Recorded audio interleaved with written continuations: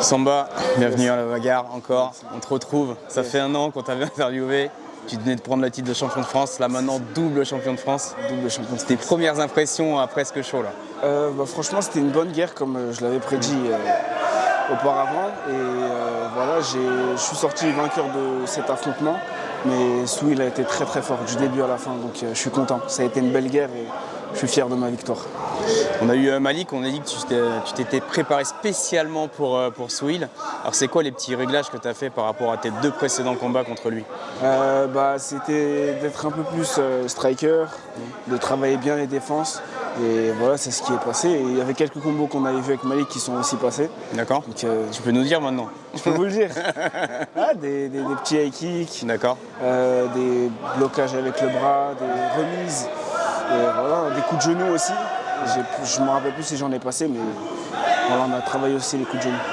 Parce que je disais avec Malik, on t'a senti au-dessus niveau cardio sur le troisième. Alors en termes du troisième, tu as mis beaucoup de high kick. Ouais. On sait que ça prend beaucoup d'énergie et tu en as enchaîné au moins 3-4. Tu te sentais vraiment bien physiquement? Franchement, j'étais bien physiquement, sauf dans les phases de lutte. Franchement, celui-là a une très très bonne pression.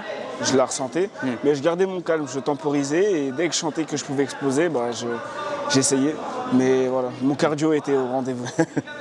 Est-ce que tu étais serein à l'approche de la décision? Parce que c'est un combat très très serré et tu gagnes par décision partagée. J'étais serein, oui, parce que la prestation que j'ai faite, elle était pas mal. Décision partagée, dès que j'ai entendu ça, je me suis dit, peut-être qu'il a gagné, etc. Mais pendant tout le combat, je savais que j'étais un petit peu devant. Je pense que tu as gagné le combat sur les dégâts et les striking. Lui, il a dominé, il a eu l'impression de dominer parce qu'il t'a beaucoup amené au sol. Est-ce que tu as senti la même chose sur le oui, j'ai ressenti que je dominais niveau striking. D'accord. Et niveau lutte sol, il était beaucoup plus au-dessus que moi. Beaucoup plus au-dessus de moi, pardon. D'accord. Il allait me chercher, il contrôlait, etc. Et voilà. Top.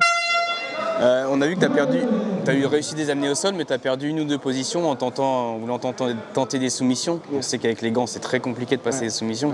Est-ce que tu regrettes justement d'avoir perdu ces positions et que ça aurait pu te coûter le combat justement? Non, je ne regrette pas d'avoir perdu les positions, parce que j'ai tenté de finir.